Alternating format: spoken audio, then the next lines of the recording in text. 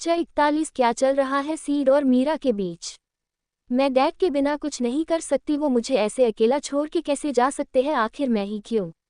यही सब बोल मीरा सीड को पकड़ के रोए जा रही थी।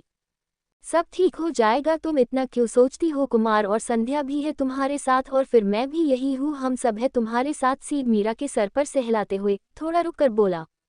मीरा को ऐसे रोते देख सीड की भी आंखें भीग गई थी। वो उसको चुप करवाने के लिए उसके बालों पर सहलाए जा रहा था।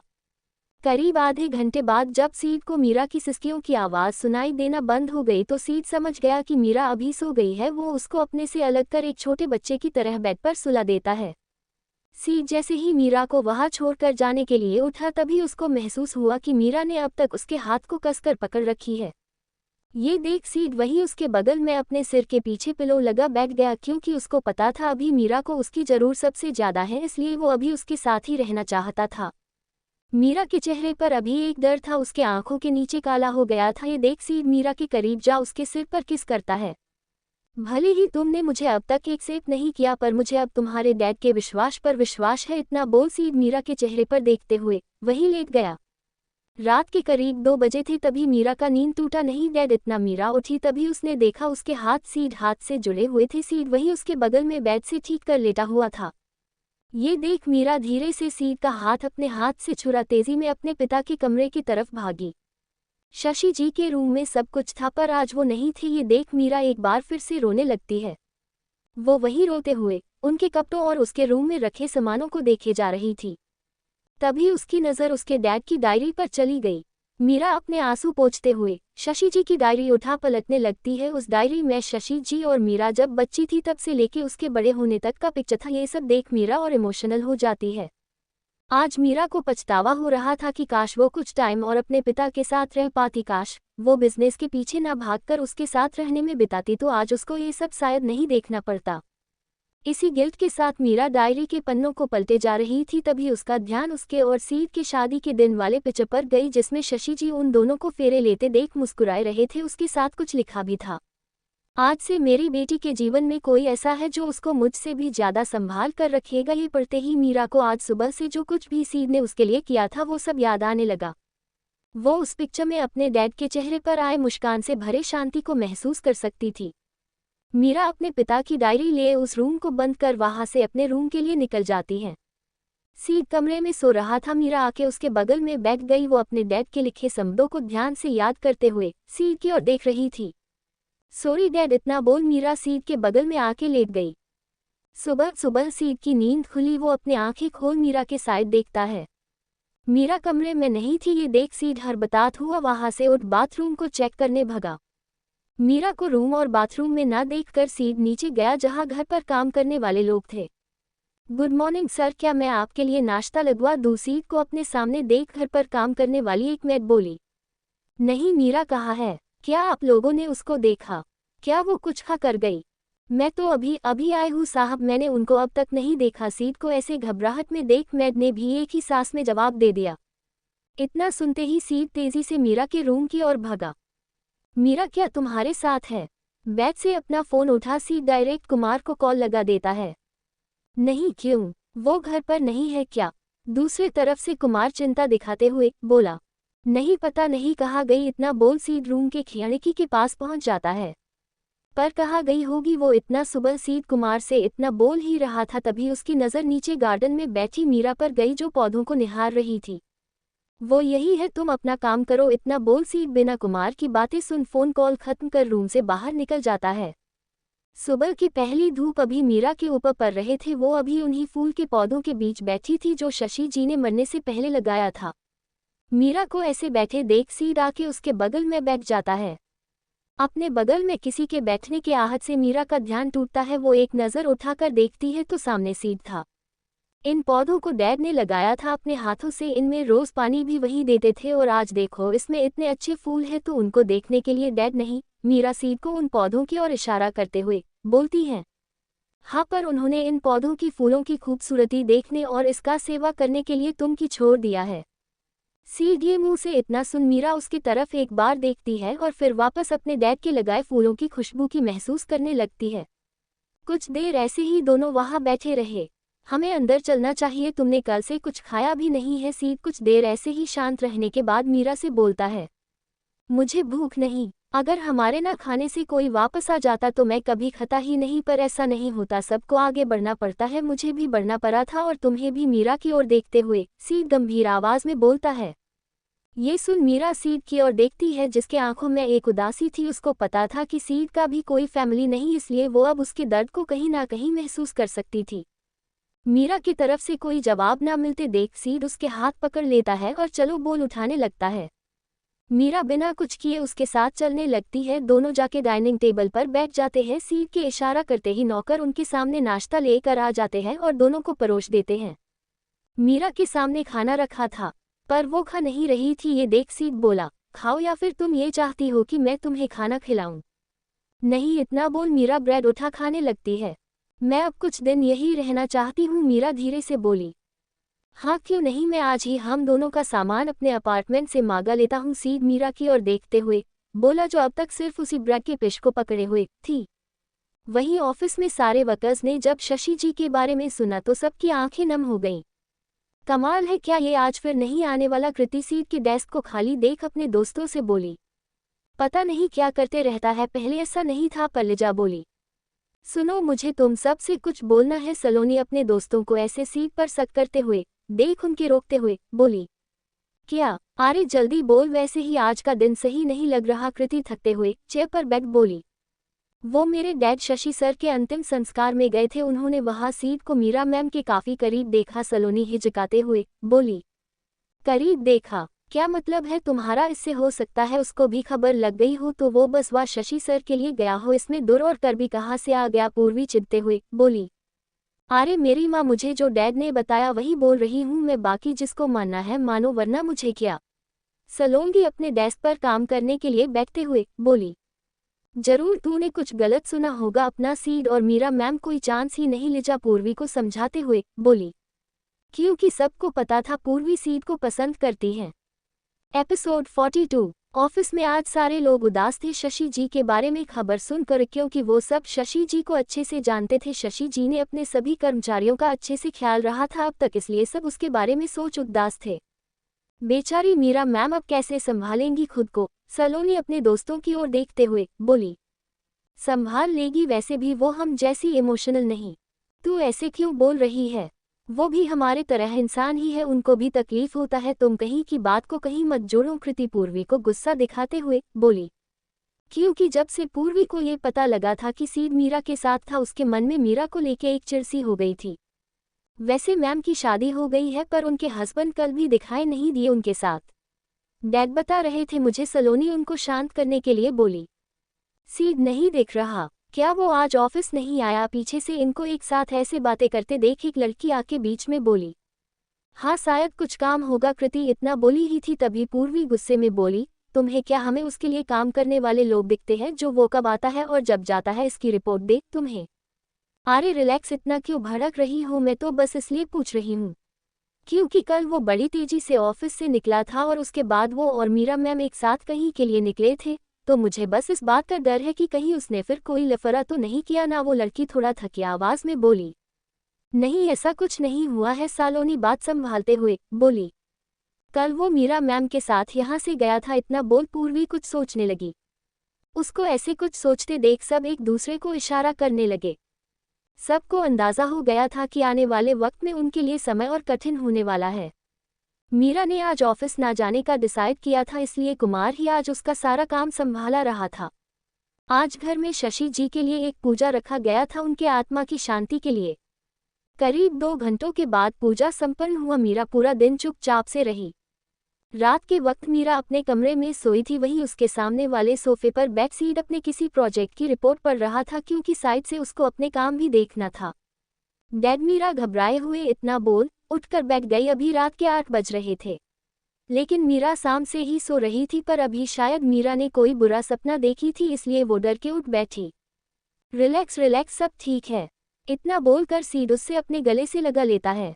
सीड अपने सीने पर मीरा की गर्म सांसें महसूस कर सकता था। ऐसा लग रहा था जैसे मीरा ने कुछ गलत सपना देख लिया था जिसके डर से वो अब तक शांत नहीं हुई थी। कुछ देर ऐसे ही शांत रहने के बाद जब मीरा को ये ध्यान आया कि वो अभी किस हाल में है तो वो सीट से अपने आप को दूर की। क्या तुम कुछ खाना चाहती हो? सीड मीरा को ऐसे घबराहट में इधर से उधर देखते हुए देख पूछा। नहीं मुझे भूख नहीं, इतना बोल मीरा वही उसके बगल में रखे टेबल से अपना फोन उठा उसमें कुछ करने लगी। ओके इतना बोल सीड उसके सामने वाले सोफे पर अपना लैपटॉप खोल उसमें कुछ काम करने बैठ गया। मीरा अपने फ़ोन में बिजी थी। दूर से देखने पर किसी को भी यही लगता पर असली में ऐसा कुछ नहीं था। वो अपने फ़ोन के सहारे सीट को घुरे जा रही थी। उसके मन में बार बार उसके पापा ने जो सब कुछ भी शादी के बाद से लेके अपने मरने से कुछ दिन पहले तक सीट के बारे में बोला था वो सब उसके दिमाग में घूमे जा रहा था। सीट काम करते हुए सोफे पर ही लेट गया और धीरे धीरे नीचे की और गिरने की एक्टिंग करने लगा। ये देख मीरा के चेहरे पर एक छोटी सी स्माइल आ गई। ऐसे घूरना बंद करो, तुम्हारा ही पति हूँ, इतना बोल सीड सोफे से उठ उसके पास आते हुए उसके हाथ से उसका फ़ोन हटा उसको बिस्तर पर लेटाकर कंबल ओढ़ा देता है। क्या तुम खुद के पति को नज़र लगाना चाहती हो? कहीं ऐसा तो नहीं कि तुम्हारे दिल में भी अब मेरे लिए कुछ अच्छे ख्याल आ रहे हैं? मीरा से शरीर पर कंबल डाल सीड उसके कानों के पास जाके बोलता है। सीड के मुंह से इतना सुनते ही मीरा इधर उधर देखने लगती है। मीरा को ऐसे घबराए देख सीड के चेहरे पर एक मुस्कान आ जाता है। सो जाओ मैं यही हूँ, सीड मीरा के करीब जा उसके फोरहेड पर किस करते हुए बोलता है। मीरा सीड के ऐसे करते ही जल्दी से कंबल में अपना मुंह छिपा सोने का नाटक करने लगती है। ये देख सीड वहाँ से मुस्कुराते हुए सोफे पर जाके बैठ जाता है और फिर से अपना काम करने लगता है। सीड मीरा की ओर देखते हुए अपना काम करने जा ही रहा था कि तभी उसके फ़ोन का नोटिफिकेशन बजा। भाई हम कल भाभी से मिलने आ रहे हैं आपके घर। सीड ने जैसे ही मैसेज बॉक्स खोला वो उस नंबर को घूरने लगा। सामने वाला इंसान और कोई नहीं उसका छोटा भाई प्रेम था। नहीं, सीड ने एक शब्द में ही जवाब दिया और अपना फ़ोन रखने को हुआ। पर जैसे ही वो अपना फ़ोन रखने वाला था तभी एक बार फिर उसके फ़ोन का नोटिफिकेशन बजा। भाई आप शायद भूल रहे हो हम अब एक साथ बिजनेस करने वाले हैं, इसलिए मैं कल आ रहा हूँ और हाँ शेखर ने कुमार से भी बात कर लिया है तो इसमें अब आप कुछ नहीं कर सकते। प्रेम का इतना लंबा मैसेज पर सीड गुस्से में फ़ोन को घूरने लगा। वो अभी जवाब देने ही वाला था तभी उसकी नज़र सामने बेड पर लेटी मीरा पर गई जो तब से अपनी करवटें बदल रही थी। उसको ऐसे इधर से उधर घूमते देख सीड अपना लैपटॉप बंद कर तेज़ी से बिस्तर की ओर बढ़ा और उसके बगल में जाके लेट गया। लगता है अब तुम्हें मेरे बिना नींद भी नहीं आने वाला, सीड मीरा के बगल में लेटते हुए बोला। मीरा बिना कोई जवाब दिए दूसरे साइड चेहरा किए सोने का नाटक करने लगी। मीरा को ऐसे करते देख सीड मुस्कुराने लगा। तुम में कितना ईगो भरा है, चलो मैं ही बदतमीज सही, इतना बोल सीड मीरा को पीछे से पकड़ अपने तरफ खींच लेता है। मीरा सीड को ऐसे करते देख उसे खुद से दूर करने की कोशिश करने लगती है। बस अब कोई ड्रामा नहीं, खुद को ऐसे धक्का मारते देख सीड मीरा को अपने और करीब खींच शांत होने को बोलता है। मीरा एक नज़र सीड की ओर देखती है जो अभी उसी की ओर देखे जा रहा था। सो जाओ, सीड मीरा के सिर पर हाथ घुमाते हुए बोला। कुछ देर बाद उस कमरे में शांति थी। सीड मीरा को अपने अंदर समेटे हुए सोया हुआ था। उसके लिए मीरा अभी एक बच्ची से कम नहीं थी जिसका उसको ख्याल रखना था। क्या इस लड़की को मुझ जैसे इतना हैंडसम पति को एक्सेप्ट करने के लिए इतना सोचने की ज़रूरत है? सीड मीरा की ओर देखते हुए बोला। मीरा को ऐसे ही देखते हुए कुछ देर बाद सीड भी सो गया। अभी दोनों एक दूसरे को पकड़ के बिस्तर पर आराम से सो रहे थे। सीड तो अभी के लिए ये भी भूल गया था कि कल उसका मासूम भाई प्रेम आने वाला है अपने भाभी से मिलने। एपिसोड 43 तुम्हारी दोस्त मोटी है। सीड की आदत थी सुबह उठने की, इसलिए हमेशा की तरह आज भी वो सुबह उठा। उठते ही उसकी नज़र अपने सामने सोई मीरा पर गई जो अभी उसके करीब उसको पकड़कर सोई थी। अभी मीरा के चेहरे पर अभी एक सुकून था। वाइफी तुम पूरा टाइम सोया ही रहा करो क्योंकि उस वक्त ही तुम शांत रहती हो, वरना पूरा टाइम तो जंगली बिल्ली, इतना बोल सीड मीरा के फोरहेड पर किस करके वासे अपने जॉगन के लिए निकल जाता है। करीब 45 मिनट बाद सीड जैसे ही वापस आ रहा था तभी उसके फ़ोन का नोटिफिकेशन बजा। प्रेम सीड फ़ोन खोलते ही ये देख कि मैसेज भेजने वाला उसका छोटा भाई प्रेम है। गुस्से में बोला, क्या तुम्हें मेरी बात समझ नहीं आती? प्रेम को फ़ोन लगाते ही सीड ने गुस्से में बिना उसके कुछ बोलने से पहले ही बोला, क्या भाई आप तो बिना मतलब के ही मुझ पर गुस्सा करते रहते हो, अब मैंने क्या किया जो आप ऐसे बोल रहे हो? प्रेम अपने भाई की गुस्से भारी आवाज़ सुन डर गया, इसलिए वो नाटक करते हुए बोला, क्या तुम ये अपना ड्रामा अभी कुछ दिन के लिए बंद कर सकते हो, वरना जो होगा उसकी जिम्मेदारी मेरी नहीं? सीड गंभीर आवाज़ में बोला। ड्रामा? पर भाई वो इससे आगे कुछ बोल पता तभी उसके हाथ से फोन ले एक महिला बोली, क्या आप नहीं चाहते कि हम अपनी देवरानी से मिले?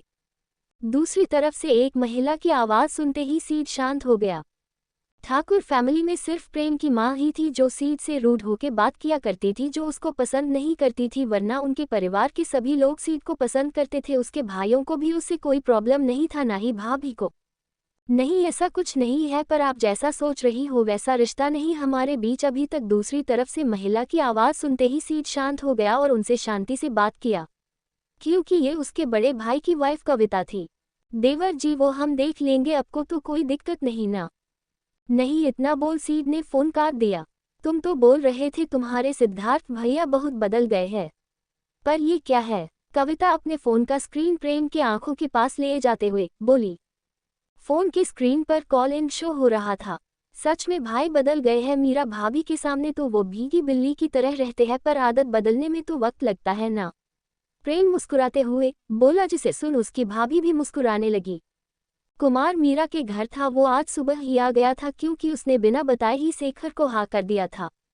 अभी मैं 2 दिन ऑफिस नहीं आई तो तुमने मुझसे बताए बिना ही इतना बड़ा फैसला ले लिया। कुमार के मुंह से ये बात जानते ही कि वो आज ठाकुर इंडस्ट्रीज के लोगों से मिलने वाली है, मीरा उसकी तरफ देख गुस्से में बोली, क्या फर्क पड़ता है? वो कौन सा बिजनेस के वक्त से आ रहे हैं, वो बस तुझसे मिलने आ रहे हैं, इसमें इतना क्या करना, आने दो। संध्या कुमार के साथ थी, वो कुमार को बचाते हुए बोली, अच्छा पर क्यों? क्या मुझे उनके सहारे की जरूरत है?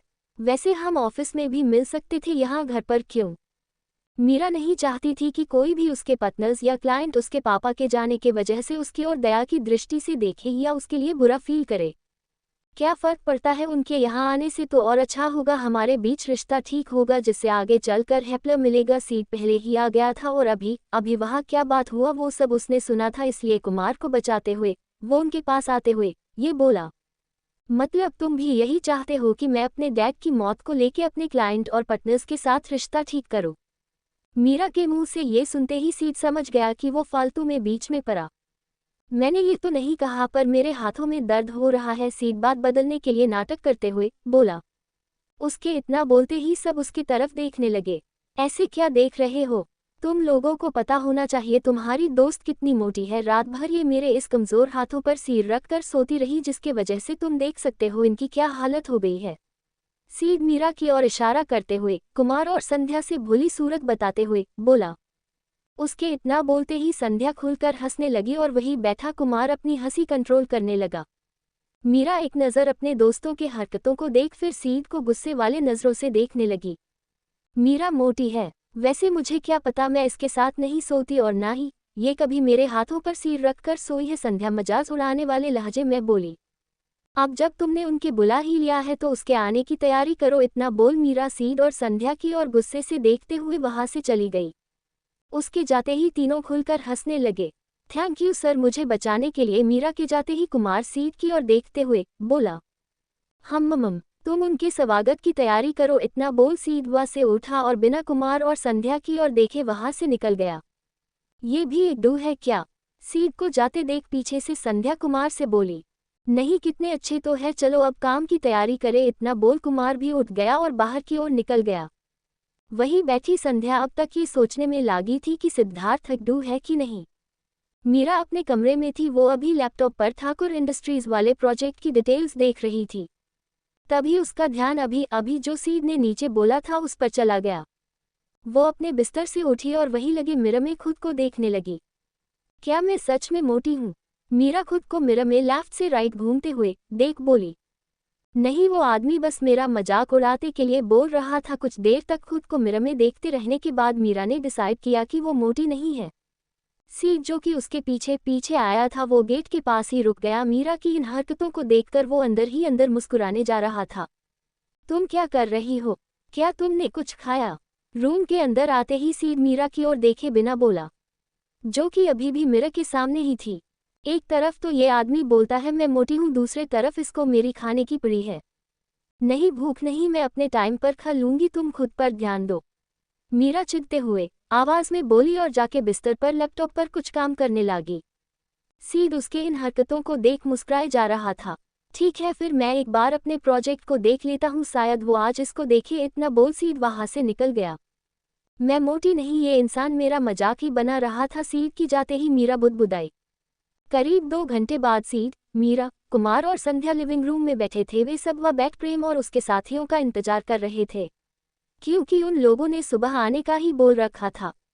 थोड़ी देर बाद ही शशि जी के घर के बाहर गाड़ियों की एक लंबी लाइन आके रुकी। लगता है वो आ गए, इतना बोल कुमार उठा और मीरा की ओर देख बाहर चलने का इशारा करने लगा। क्या हम यहाँ लड़की वाले हैं और वो लड़के वाले जो मीरा उनका स्वागत करेगी? संध्या भी चोट मीरा को रोकते हुए बोली। मीरा के लिए ये पहली बार था जब वो ऐसे किसी से अपने घर पर मीटिंग करने वाली थी, इसलिए वो कुछ समझ नहीं पा रही थी। हमें चलना चाहिए, इतना बोल सीट उठा और कुमार को साथ आने का इशारा करके आगे बढ़ गया। तभी गेट से उसको शेखर, प्रेम और उसकी भाभी आती हुई दिखी। सीट कुमार आगे बढ़ उन लोगों को नमस्ते कर अंदर की ओर ले आते हैं। ये क्या तुम्हारे भाई के पास कपड़ों की कमी हो गई है जो वो ऐसे है? कविता जैसे ही अंदर आई उसकी नज़र उसके देवर पर पड़ी जो सिंपल सा शर्ट और पैंट पहना हुआ था। नहीं भाई, बस हाइड एंड सी खेल रहे हैं भाभी के साथ, उसके वजह से उनकी ये हालत है। प्रेम के इतना बोलने पर उसकी भाभी मुस्कुराने लगी। सभी लोग लिविंग रूम में ही बैठे थे। सीट की भाभी जाके मीरा के बगल में बैठ गई। उनके ऐसे बैठते ही सब उनकी तरफ चौंकते हुए देखने लगे। अपनी भाभी को ऐसे करते देख सीट गुस्से में प्रेम की ओर देखने लगा। तुम्हारे पापा के साथ जो हुआ उसके बारे में सुनकर बुरा लगा, पर एक दिन तो सबको जाना होता है, पर उनके जाने की वजह से हम अपना जीवन जीना तो बंद नहीं कर सकते ना, हमें आगे बढ़ना चाहिए। कविता मीरा के कंधे पर हाथ रखते हुए बोली। उसके इतना बोलते ही मीरा के आंखों में आंसू आ गए। कविता एक मिडिल क्लास फैमिली से थी। एक बार जब विक्रम अपने किसी मिशन में गया था, वही उसकी मुलाकात कविता से हुई थी। वो कविता से प्यार करने लगा, इसलिए उसने कविता से वही शादी कर ली। बाद में परिवार वालों ने भी एक्सेप्ट कर लिया क्योंकि ये विक्रम की पसंद थी। पहले तो विक्रम की मां ने इसका विरोध किया, पर बाद में उन्होंने भी कविता को एक्सेप्ट कर लिया क्योंकि वो उनके बेटे की पसंद थी। कविता थोड़ी भोली थी, इसलिए वो आते ही सीधा मीरा से उसके पापा के बारे में बोलने लगी, जिससे एक बार फिर मीरा के आंखों में आंसू आ गया। एपिसोड 44, तुम्हारा पति कहाँ है? कविता थोड़ी भोली थी, इसलिए वो सबको अपने जैसा समझती थी। कविता के ड्रेस से कोई नहीं पता लगा सकता था कि वो एक गांव की लड़की है, पर वो थी। अपने भाभी के इतना बोलते देख सीट गुस्से से प्रेम की ओर देखने लगा। प्रेम तो अपने भाभी को देख जा रहा था। उसको पहले से ही मालूम था अभी उसका भाई खा जाने वाले नजरों से उसकी तरफ ही देख रहा होगा। सीड अभी मीरा को चुप कराने नहीं जा सकता था क्योंकि उसकी पत्नी ने अब तक उसको सबके सामने एक्सेप्ट नहीं किया था। सीड ने संध्या को इशारा किया। उसके इशारे को समझते ही संध्या जाके दूसरी साइड से बैठ गई और मीरा को शांत कराने लगी। मीरा के आंखों में आंसू थे, उससे फिर से रोने का मन कर रहा था, पर जैसे ही उसकी नज़र अपने सामने बैठे प्रेम और शेखर पर गई वो शांत हो गई क्योंकि वो अपने आप को किसी के सामने कमज़ोर नहीं दिखना चाहती थी। माफ़ करना अगर मैंने कुछ गलत बोल दिया हो तो कविता मीरा को ऐसे रोते देख उससे चुप करवाने के लिए बोली। नहीं मैं ठीक हूँ, इतना बोल मीरा खुद को नॉर्मल दिखाने की कोशिश करने लगी। दोनों कंपनी के लोगों ने आपस में बात किया। उनके लिए तो ये मीटिंग भी बिजनेस से रिलेटेड रहा, पर वहीं बैठी कविता बोर हो रही थी। उसने उम्मीद नहीं किया था कि उसका देवर ऐसे चुपचाप बैठे सबकी बातें सुनता रहेगा। वैसे तुमने शादी के बारे में क्या सोचा है? कविता बहुत देर चुप रहने के बाद अचानक से मीरा की ओर देखते हुए बोली। अपने भाभी के मुंह से ये सुनते ही प्रेम अपने भाई के गुस्से के बारे में सोचकर वहीं रखे गिलास को उठा तेजी में पानी पीने का दिखावा करने लगा। उसको पता था आज उसका भाई इन सब का हिसाब उससे वापस लेगा। शादी? हाँ क्यों ना, तुम मेरे देवर के साथ शादी कर लो, हमारे परिवार का नाम है, तुम्हें तो पता होगा देवर जी कितने अच्छे हैं मेरे। मीरा अभी शादी शब्द के बाद कुछ बोल पाती, तभी कविता उसको बीच में रोकते हुए बोल बैठी। अपने भाभी के मुंह से ये सुनते ही प्रेम ने मुंह से पानी बाहर फेंक दी और जल्दी खड़ा हो गया। वो एक नज़र घुमा अपने भाई की ओर देखा। उसका भाई बिना कुछ बोले बहुत कुछ बोल रहा था अपने आंखों से। वहीं मीरा उस औरत को कंफ्यूज्ड होके घुरे जा रही थी जो अभी ही मिली थी, पर उसको ऐसा फील करवा रही थी जैसे वो उसको कब से जानती है। नहीं, वो मीरा मैम की शादी हो गई है। कुमार वहां बैठे लोगों को एक दूसरे की तरफ ऐसे देखते हुए देख बोला। प्रेम ने ये गलती कर दिया था, वो अपनी भाभी को यहाँ लाने से पहले ये बात बताना ही भूल गया था कि उसका भाई अपनी बीवी के पीछे भाग रहा है, ना कि गर्लफ्रेंड के। शादी हो गई, पर किससे? कविता अपने देवर प्रेम की और सवालिया नजरों से घूरते हुए देख मीरा से पूछी। कविता के इतना बोलते ही मीरा वहीं बैठे सीट की तरफ देखने लगी जो अपने चेहरे पर बिना कोई एक्सप्रेशन लाए उन लोगों की तरफ ही देख रहा था। वो मीरा मैम के पति का बिजनेस लंदन में है जो कि उनको अकेले ही संभालना पड़ता है, इसलिए वो यहाँ नहीं रहते। संध्या फिर से अपनी दोस्त की राज छुपाने में मदद करते हुए बोली। उसके इतना बोलते ही सीड अपने चेहरे पर एक झूठी मुस्कान लिए मीरा को एक नज़र देख वहाँ से उठ खड़ा हुआ और वहाँ से बाहर की ओर निकल गया। उसको ऐसे जाते देख मीरा थोड़ी सी खड़ी हुई उसको रोकने के लिए, क्योंकि उसको लगा कि शायद उसे अभी सीड को रोकना चाहिए था, पर अपने सामने बैठे लोगों को देख वो फिर चुपचाप बैठ गई। अभी इस हालत में भी तुम्हारा पति बिजनेस संभाल रहा है ना, कि तुम्हें अजीब है? लगता है बहुत प्यार है तुम दोनों में। कविता अपने चेहरे पर मुस्कान लाए ताना मारने वाले लहजे में बोली। उसको जब से ये पता लगा था कि उसका देवर एक शादीशुदा लड़की के पीछे भाग रहा है, तब से उसको मीरा पर काफ़ी गुस्सा आ रहा था, क्योंकि उसका देवर कुमारी लड़कियां डिजर्व करता था, ना कि मीरा जैसी शादीशुदा। प्रेम बेचारा उसके साथ जो होने वाला है उसको लेके टेंशन में था। उसने शेखर को यहाँ से चलने का इशारा किया। कुछ देर बाद सब उठे और शेखर, प्रेम और कविता बाहर की ओर जाने लगे। उनके पीछे मीरा, कुमार और संध्या भी थे। सिद्धार्थ नहीं दिख रहा। गेट से बाहर निकलने से पहले कविता अपने देवर को चारों तरफ खोजते हुए प्रेम से धीमी आवाज में बोली। उसने ये बात तो धीरे से ही बोली थी, पर मीरा, कुमार और संध्या भी उनके पीछे ही थे, इसलिए अभी कविता ने जो भी कुछ कहा था वो सबने सुना। पहले बाहर चलिए, अपने भाभी को बाहर चलने का इशारा करते हुए प्रेम आगे बढ़ने लगा। वो अब और ड्रामा नहीं चाहता था। उसको अब अपनी गलती का एहसास हुआ कि आखिर क्यों उसका भाई उनको यहाँ आने से रोक रहा था। वो लोग तेजी से वहाँ से निकल गए। उस औरत ने सिद्धार्थ ही बोला था ना। प्रेम और उसकी भाभी के जाते ही संध्या मीरा और कुमार की ओर घूरते हुए बोली। हाँ, मुझे भी वही लगा। क्या वो सिद्धार्थ को जानती थी पहले से ही? कुमार भी संध्या की बातों में हाँ मिलता हुआ बोला। वही खड़ी मीरा ने भी ये सब सुना था, पर उसके ध्यान में बार बार वो स्क्रीन याद आ रहा था कि कैसे संध्या के झूठ बोलते ही सिद्धार्थ अपने चेहरे पर मुस्कान लिए यहाँ से निकल गया। मीरा मुरी और कुमार और संध्या को नीचे इस टॉपिक पर डिबेट करने के लिए छोड़ ऊपर अपने रूम की तरफ चली गई। मीरा अपने बैग पर थी। अभी उसके हाथों में वही डायरी थी जो कल रात उसको शशि जी के रूम से मिला था। वो अपनी और सीड की उस पिक्चर को देखने लगी। पिछले 2 दिन से सीड उसके साथ ही था ताकि वो अकेला फील न करे। उसको कविता की सारी बातें याद आने लगी और उस वक्त सीड के चेहरे की वो भाव। क्या मैंने सच में उसके साथ गलत किया? मीरा अपने और सीड के शादी वाले फोटो पर हाथ फेरते हुए बोली। मुझे उससे एक बार इस पर बात करना चाहिए। ये सोच मीरा तेजी से उठी और कमरे से बाहर की ओर निकली, पर उसने जैसे ही नीचे देखा वहाँ अभी भी संध्या और कुमार अपने में कुछ बातें कर रहे थे। मतलब सिद्धार्थ अब तक वापस नहीं आया था, पर वो कहाँ गया? ये सोचते हुए मीरा वापस अपने कमरे में आ गए। सीड वही मीरा के घर से कुछ दूर सुनसान रास्ते पर रुका था, तभी उसके सामने गाड़ियों की लंबी कतार आके रुकी। भाई सॉरी, वो भाभी ऐसा करेगी इसका अंदाजा नहीं था मुझे। कार रुकने ही सबसे पहले प्रेम अपने भाई के सामने भागता हुआ आया और जल्दी से बोला। सीड को उस पर काफी गुस्सा आ रहा था, पर तभी उसको पीछे से आती उसकी भाभी दिखी, जिनको देख उसने अपने आप को शांत किया। देवर जी, क्या आप अपने लिए कोई ढंग की लड़की नहीं ढूंढ सकते?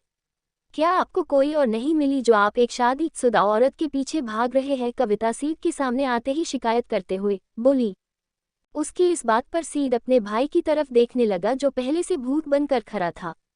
नहीं, अगर आपको सही लड़की चुनने नहीं आता तो आप मुझसे बोलिए, मैं अपने गांव से आपके लिए इससे भी कहीं ज्यादा अच्छी लड़की चुनकर ले आऊंगी। सीड और प्रेम को ऐसे चुप देख कविता फिर से बीच में बोली। आप यहाँ क्यों आई हैं? सीड अपने भाभी की पिछली सारी बातों को इग्नोर करते हुए पूछा। वो रूटीन चेकअप के लिए भाई, पर इनको मैंने यहाँ आने के लिए नहीं कहा था। प्रेम फिर से बीच में अपने आप को बचाने के लिए बोला। एपिसोड 45। प्रेम। कविता प्रेग्नेंट थी, इसलिए वो हर मंथ एक बार डॉक्टर के पास अपने रूटीन चेकअप के लिए जाती थी। तो तुम अभी भाभी को लेके डॉक्टर के पास जाओगे? सीड अपने भाई की ओर देखते हुए बोला। हाँ भाई, मैं चला जाऊंगा, प्रेम हड़बड़ाते हुए बोला। अभी सिद्धार्थ कुछ भी बोलता वो प्रेम करने को तैयार था बेचारा। नहीं, पर मैं अब आज नहीं जाने वाली, कविता मुंह बनाते हुए बोली। क्यों? वो अब मेरा मन नहीं, वैसे भी मैं लेट हो गई हूँ, कविता सीड की ओर देखते हुए बोली। सीड और प्रेम एक दूसरे को देखने लगे, क्योंकि उनके भाई ने मिशन पर जाने से पहले दोनों छोटे भाइयों को कविता का ख्याल रखने का बोला था। उन दोनों से वादा भी लिया था कि वो अपने भाभी का अच्छे से ख्याल रखेंगे, उनकी सारी विश पूरी करेंगे। प्रेम उसी वादे के चक्कर में आके आज कविता को मीरा के घर लेके आ गया था, जिसकी वजह से आज वो इस हालत में है। देवर जी आप वो सब जाने दीजिए और ये देखिए ये मेरे दोस्त की बहन है सरिता और हाँ ये काफ़ी पढ़ी लिखी भी है और सुंदरता तो आप देख ही रहे हैं। कविता सीट की तरफ अपना फ़ोन बढ़ाते हुए बोली। कविता के इतना बोलते ही प्रेम सीट के हाथ में रखे फ़ोन में झांकने लगा। वही सीट बिना कोई जवाब दिए अपने भाभी की तरफ देखे जा रहा। सीट को ऐसे शांत देख कविता फिर बोली, मुझे लगता है आपको गांव की लड़कियां पसंद नहीं देवर जी। अच्छा रुको आप इतना बोल कविता फिर से अपने मोबाइल में कुछ ढूंढने लगी। हाँ आप इस लड़की को देखो ये तो डॉक्टर भी है, ये मेरा बहुत अच्छे से ख्याल भी रखती है। पिछली बार जब मैं गई थी तब मैंने ये सेल्फी ली थी उसके साथ। इतना बोल वो फिर से अपना फ़ोन सीट की तरफ दिखाने लगी। अरे वाह भाभी तब तो आपका इलाज फ्री में हो जाएगा। प्रेम अपनी भाभी के फ़ोन की स्क्रीन की तरफ देख मजाक उड़ाते हुए बोला। अच्छा तो क्यों ना तुम इससे शादी कर लो, मेरे बीवी और बच्चे का भी ख्याल रख लेगी ये। उतने देर से चुप खड़ा सीड अपने भाई को घूरते देख सख्त आवाज में बोला। प्रेम बेचारा फ्लो में आगे बोल बैठा था, उसको इस बात की ध्यान ही नहीं रही कि वो अभी भी अपने भाई के सामने ही है। नहीं नहीं भाई मैंने तो बस ऐसे ही बोल दिया, प्रेम हड़बड़ाते हुए बोला। देवर जी आप छोटे देवर जी को ऐसे डरा नहीं सकते। देखिए अब मैं अगली बार आपके साथ ही हॉस्पिटल जाऊंगा और हम उस लड़की से मिलेंगे, वरना नहीं। और हाँ मैं इस बारे में आज आपके भाई से बात करूंगी। इतना बोल कविता एक कार में बैठ गई और तुरंत वहां से निकल गई। सुनसान सड़क और अभी उस सड़क पर थे प्रेम और सिद्धार्थ एक दूसरे के सामने। प्रेम एक बार अपने आसपास देखता है, अभी उसके पीछे गाड़ियों की लाइन थी, बाहर बॉडीगार्ड और सामने उसका भाई जो अपने गुस्से भरे आंखों से उसके तरफ ही देखे जा रहा था। अगर भाई ने मुझे यहाँ मरना स्टॉप किया तो क्या ये बॉडीगार्ड्स मुझे बचाएंगे या नहीं? प्रेम अपने पीछे खड़े बॉडीगार्ड्स को घूरते हुए देख खुद में बड़बड़ाया।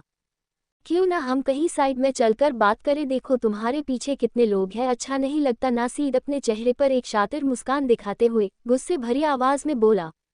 नहीं नहीं भाई, वैसे मैंने कल रात क्राइम घर तक देखा था जिसमें छोटे भाई को बड़े भाई ने मार दिया, पर उसके बाद छोटा भाई हर रोज आपके बड़े भाई को परेशान करता था। प्रेम खुद को शांत दिखाते हुए गंभीर स्वर में बोला। अच्छा मतलब अब तुम क्राइम घर तक भी देख रहे हो, इसका मतलब तुम्हें आगे का सब पता है। अच्छा है। इतना बोल सीड अपने हाथ के बाजुओं की मोड़ने लगा।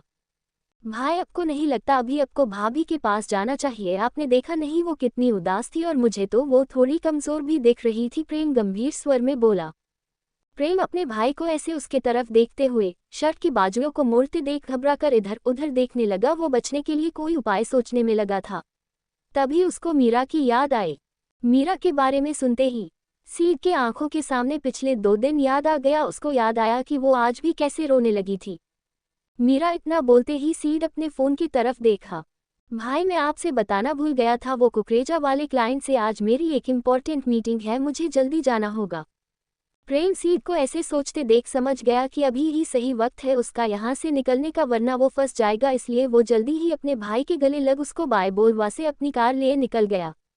सीड अभी फ़ोन के तरफ ही देख रहा था, पर उतने देर में ही प्रेम उससे गला भी मिल बिना उसकी तरफ देखे वहां से निकल भी गया। कुछ देर सोचने के बाद सीड अपना फ़ोन पर कुमार का नंबर डायल करने लगा।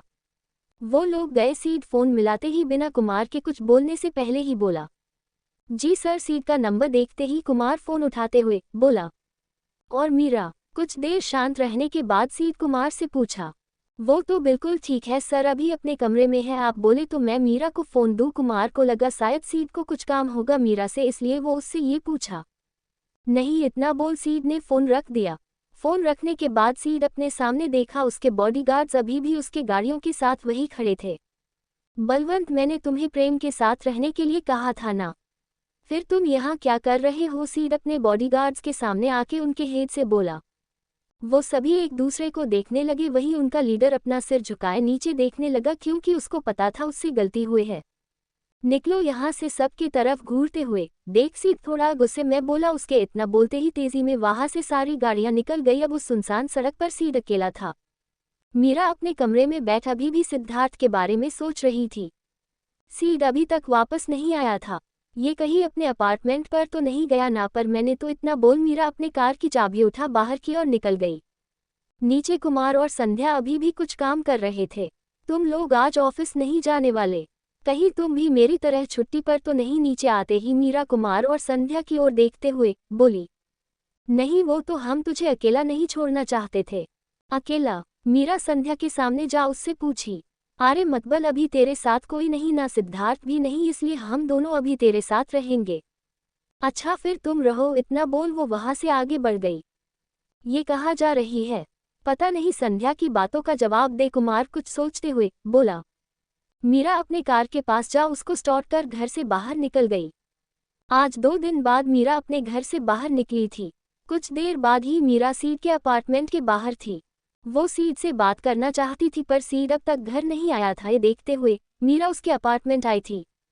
मीरा ऊपर गई पर जैसा वो सोच रही थी वैसा कुछ नहीं था। सीड के अपार्टमेंट पर लॉक लगा था। अगर ये घर पर नहीं है, यहाँ नहीं तो फिर कहाँ गया होगा। मीरा सीड के अपार्टमेंट पर लगे लॉक को देखते हुए कुछ सोच बोली। दरवाजे पर लॉक लगा देख मीरा जैसे ही जाने वाली थी तभी उसको कुछ लोगों की आने की आहट सुनाई दी। हमें अभी इस वक्त यहाँ नहीं आना चाहिए था, कृति अपने दोस्तों की तरफ देखते हुए बोली। क्यों नहीं, वो हमारा दोस्त है, हम कभी भी आ सकते हैं। पर अभी ऑफिस टाइम है, सलोनी लिजा के बातों का जवाब दे बोली। पिछले 2 दिन से सीड ना तो ऑफिस आया था ना ही अपने दोस्तों का फोन उठा रहा था। इसी वजह से आज उसके दोस्त भी उसके घर आए थे अपने ऑफिस टाइम में। वहीं आज मीरा भी सीड से कुछ बात करना चाहती थी, इसलिए वो भी आज यहाँ थी। एपिसोड 46 हबी। मीरा सीड के अपार्टमेंट के बाहर थी तभी उसको बाहर से कुछ लोगों की आने की आहट सुनाई थी। इस वक्त यहाँ कौन आया होगा, ये बोल मीरा वहीं पीछे दीवार के पीछे जाके छिप गई। अंकल संभाल लेंगे, तुम लोग ज्यादा मत सोचो। लिजा अपने दोस्तों को ऐसे यहाँ आने के बाद घबराते हुए देख बोली। सलोनी, कृति, लिजा और पूर्वी अभी सीड के अपार्टमेंट के बाहर थे। लो लगता है यहाँ भी आना वेस्ट गया। गेट पर लॉक लगे देख कृति अपने दोस्तों की तरफ उदास होते देख बोली। अगर वो यहाँ भी नहीं तो फिर कहाँ होगा। सलोनी सामने आके गेट की तरफ देख बोली। मुझे पक्का यकीन है वो किसी प्रॉब्लम में है, वो हमसे कुछ छुपा रहा है। ऐसा कुछ नहीं है, तू बस ज्यादा सोचती है। हो सकता है वो अपने आश्रम गया हो बच्चों से मिलने। सलोनी पूर्वी के सामने आ उसको समझाते हुए बोली। कहीं उसके और मीरा मैम के बीच इतना बोलते ही पूर्वी के आंखों में आंसू आ गए। मेरे और सीड के बीच क्या, वैसे उससे इनको क्या, और ये ऑफिस के वक्त यहाँ क्या कर रही है। पीछे से छिपी मीरा अपने सामने सीड के दोस्तों को देख बोली। मीरा जहाँ खड़ी थी वहां से वो इन लोगों की सारी बातें सुन और इन्हें देख सकती थी। नहीं ब्रो, तू इतना टेंशन क्यों लेती है, इसका कोई चांस नहीं, वो शादीशुदा है। लिजा के इस बात पर सभी हमें हाँ मिलाते आए और पूर्वी को चुप कराने लगे। हमें सीमा से बात करना चाहिए, वो भी सीड की काफी अच्छी दोस्तों में से एक है। सलोनी सबको ऐसे परेशान होते देख बोली। सीड वहां नहीं था इसलिए उसके दोस्त वहां पर रुक कर भी क्या करते, वो वहां से निकल गए। अब ये सब क्या है और वो लड़की रो क्यों रही थी, यही बोल मीरा बाहर निकली। मीरा अपने घर वापस आ गई थी। उसको लगा शायद अब तक सीड वापस आ गया होगा पर ऐसा नहीं था। तू कहाँ गई थी, गेट से आते मीरा को देख संध्या बोली। कहीं नहीं, इतना बोल मीरा अपने कमरे की तरफ जाने लगी। क्या तू सच में बोर नहीं होती, अपने रूम में अकेले बैठे बैठे मीरा को जाते देख पीछे से संध्या बुदबुदाई। अकेले, इसका मतलब वो अभी तक आया नहीं, मुझे उससे फोन कर लेना चाहिए। यही सोच ऊपर की तरफ जाते हुए मीरा अपना फोन निकालने लगी तभी उसको ध्यान आया उसके पास तो अब तक सीड का नंबर ही नहीं था। नीचे बैठे संध्या अपने दोस्त की इस हरकतों को देख रही थी। कुछ प्रॉब्लम है, मीरा को ऐसे परेशान देख संध्या बोली। संध्या के इतना बोलते ही मीरा पीछे मुड़ी और आके उसके साइड में बैठ गई। कुछ बोलेगी भी। कुछ मिनट तक मीरा को ऐसे परेशान बैठे देख संध्या मीरा के कंधे पर हाथ रखते हुए बोली। मीरा संध्या से कुछ बोलना तो नहीं चाह रही थी पर उसके पास कोई चारा नहीं था। उसके लाइफ में संध्या और कुमार के अलावा और कोई दोस्त भी तो नहीं था। क्या तुम्हें लगता है मैंने अब तक सीड के साथ बहुत गलत किया, मेरा मतलब तुम क्या लगता है मुझे डैड की बातें मान सीड को एक्सेप्ट कर लेना चाहिए था। पहले ही अपने दोस्त की तरफ देखते हुए मीरा गंभीर आवाज में बोली। जब से मीरा को अपने पिता के रूम से वो डायरी मिली थी तब से उसके मन में बार बार सीड जो उसके साथ इतना अच्छा रहा था और वही वो उसके साथ कैसे रूठ रही थी याद आ रहा था। वो चाह कर भी इन सब को इग्नोर नहीं कर पा रही थी। वो कहीं ना कहीं अब वो खुद को इस मामले में गलत मानने लगी थी। क्या मतलब नहीं करना था, और क्या बोली तू उसको पहले ही एक्सेप्ट कर लेना चाहिए था। संध्या मीरा की और घूरते देख बोली। मीरा कंफ्यूज्ड थी कि आखिर वो करना क्या चाहती है, इसलिए वो संध्या के बातों का कोई जवाब न दिए बिना कुछ सोचने लगी। कहीं तुझे उससे प्यार तो नहीं ही गया। संध्या सोफे से उठ मीरा के दोनों हाथों की पकड़ अचानक से चीखते हुए बोली।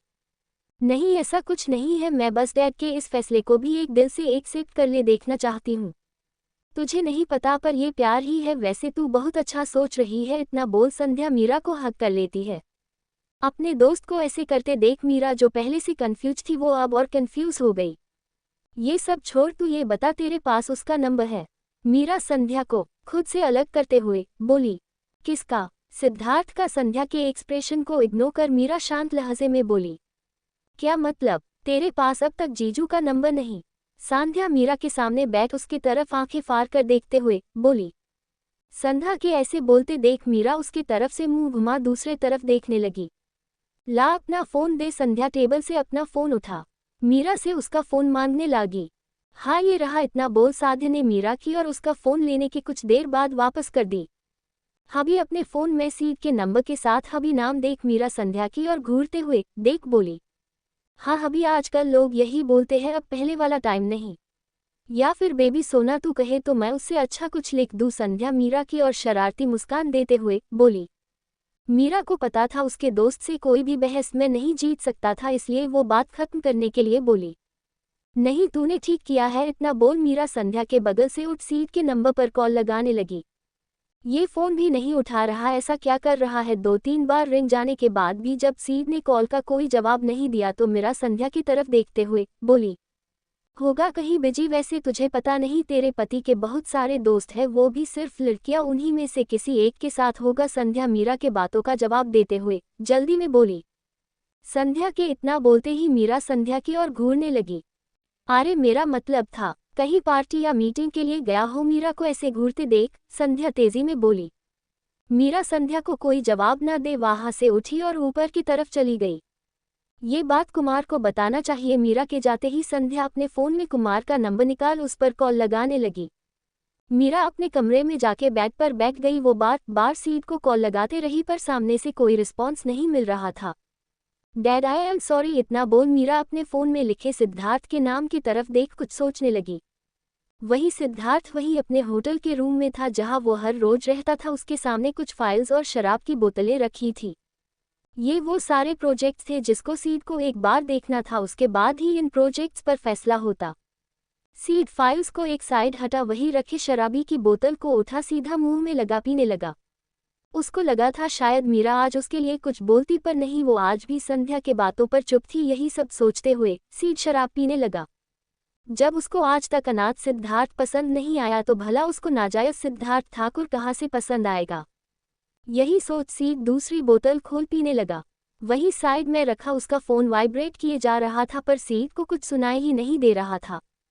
सीड अभी अपने दोस्तों और घर वालों का फोन नहीं उठाना चाहता था, इसलिए यहाँ आते ही उसने फोन को साइलेंट कर दिया था। पर अभी उसके फोन पर उसके भाई दोस्तों के साथ साथ मीरा का भी कॉल आ रहा था, जिसको इग्नोर कर वो अपने शराब में डूबा हुआ था। एपिसोड 47 क्या हम साथ नहीं रह सकते। अभी मीरा अपने कमरे के बाहर बालकनी में सोफे पर बैठी थी। रात का पूरा उजाला था। वो चांद की ओर देखकर कुछ सोच रही थी। ऐसे ही बैठे हुए मीरा अपने सामने रखे फोन को उठा, उसका नोटिफिकेशन चेक करती है। सीड ने उसको कोई कॉल बैक नहीं किया था। क्या इस आदमी का फोन साइलेंट है या ये मुझे इग्नोर कर रहा है? सोफे पर बैठे हुए अपने फोन चेक करने के बाद मीरा धीरे से खुद में बोली। सुबह का वक्त था। मीरा की नींद खुली, वो सोफे पर थी। वो कल रात सीड का इंतजार करते करते वहीं पर सो गई थी। क्या मैं यहीं पर सो गई थी? इतना बोल मीरा अपने हाथों में पहने घड़ी की तरफ देखती है। सुबह के 5 बज रहे थे। वही सीड अभी भी होटल के उस रूम में सोया हुआ था। कल रात शायद उसने ज्यादा पी लिया था, आईली उसकी नींद अब तक नहीं खुली थी। करीब 2 घंटे बाद मीरा अपने रूम से बाहर निकली। मैडम क्या मैं आपके लिए नाश्ता लगा दूं? घर में काम करने वाली बाई ने मीरा को ऊपर से नीचे आते देख बोली। बाई के टोकने से मीरा रुक गई। नहीं, मैं ऑफिस में खा लूंगी। उतने में संध्या भी तैयार होके निकली। वो शर्मा जी वाली फाइल कुमार बोल रहा था, तुम्हारे साइड वाले कमरे में है, ऑफिस लेते चलो उसको। इतना बोल मीरा आगे बढ़ गई। ये अपने सारे काम मुझसे ही करवाती है, फिर भी मैं कोई काम की नहीं। संध्या रूम में से फाइल ले बाहर की ओर जाते हुए बोली। संध्या अपने हाथों में 2 फाइल लिए जाके मीरा के ड्राइवर की बगल वाली सीट पर बैठ गई। संध्या को पता नहीं था पर अभी उसके हाथों में मीरा के बोले गए फाइल के साथ साथ वो भी फाइल था जो शशि जी ने सिद्धार्थ के लिए छोड़ कर गए थे। मीरा अपने फोन को हाथ में लिए कुछ सोच रही थी। वो कल से कितने बार सीड को फ़ोन लगा चुकी थी पर सीड ने उसके एक भी कॉल का जवाब नहीं दिया था। वो अभी भी सीड को कॉल करने का ही सोच रही थी पर उसको लगा कि वो अब ऑफिस में ही जा रहे हैं और सीड भी वहीं होगा तो वो उससे जो भी बात करना होगा वो वहीं कर लेगी। यही सोच मीरा खिड़की से बाहर देखने लगी। कुछ टाइम बाद ही मीरा अपने ऑफिस पहुंची। वो अपने कैबिन के तरफ जा रही थी तभी उसकी नज़र खाड़ी पड़े सीड के डेस्क पर पड़ी। ये आदमी अब तक ऑफिस में भी नहीं आया। सीड को डेस्क को खाली देख मीरा खुद में बोली। वहीं होटल के उस कमरे से सीड बेसुध होकर सोया हुआ था। तभी बाहर से शेखर गेट खोल अंदर आया। बॉस बॉस आते ही वो सोए हुए सिद्धार्थ को उठाने की कोशिश करने लगा। अपने असिस्टेंट की आवाज़ सुन सीड की नींद खुली। तुम नींद खुलते ही शेखर को अपने सामने देख सिद्धार्थ बोला, बॉस वो 8 बज गए हैं जैसा कि आपने कहा था मैं आपके रूम का लॉक। इसके बाद शेखर कुछ बोलता उससे पहले ही सीड उसको बीच में रोकते हुए बोला, क्या 8 बज गए और तुम अब मुझे जगा रहे हो और मैं इतनी देर सोया कैसे रह गया। यही बोलता हुआ सीड उठा और बाथरूम में चला गया। आप इतनी देर इन बोतलों की वजह से सोए थे सर। सीड के बाथरूम में जाते ही पीछे से शेखर बोला और उन बोलते को साइड कर फाइल ठीक करने लगा। मैंने फाइल चेक कर दिया है, प्रेम को बोलना बस अपनी सिग्नेचर कर दे। शेखर को वही सोफे के सामने खड़े देख बाथरूम से निकलता हुआ सीड बोला, जी बॉस। इतना बोल शेखर फाइल्स उठाने लगा। इतने अच्छे दिखने वाले लड़के की तरफ भी मीरा मैम अपना ध्यान नहीं देती। पता नहीं क्या होगा उनका। शेखर अपने बॉस को मिरर के सामने खड़े होकर अपने बालों को ठीक करते हुए देख बोला, क्या हुआ, तुम क्या देख रहे हो। शेखर को ऐसे छुपकर उसकी तरफ देखते देख सीड अचानक से बोला, कुछ नहीं बॉस, वो तो मैं ये बोल रहा था आपकी आंखें कुछ ज्यादा ही रेड है, क्या आप कोई दवा लेना चाहेंगे। शेखर ने तुरंत बात बदल दी, नहीं मैं रास्ते में ले लूंगा, तुम निकलो। सीड मिरर में खुद की आंखों की तरफ देखते हुए शेखर से बोला। शराब पीने के बाद भी सीड ने पूरी रात जगकर उन फाइल्स को चेक किया था, इसलिए वो सुबह सोया था जिसकी वजह से उसकी नींद नहीं खुली। सीड जैसे ही तैयार होकर बाहर के लिए निकलने वाला था उसकी नज़र टेबल पर रखी उसकी फ़ोन पर गई। फ़ोन उठा। सीड ने जैसे ही उसका लॉक ऑन करने की कोशिश की वो ऑन नहीं हो रहा था, शायद उसकी बैटरी खत्म हो गई थी। यही सोच सीड फ़ोन उठा अपने पॉकेट में रख होटल से बाहर निकल गया। मीरा अपने केबिन में बैठ अपने फ़ोन के स्क्रीन की तरफ घुरे जा रही थी। उसके आंखों में अभी गुस्सा भरा था।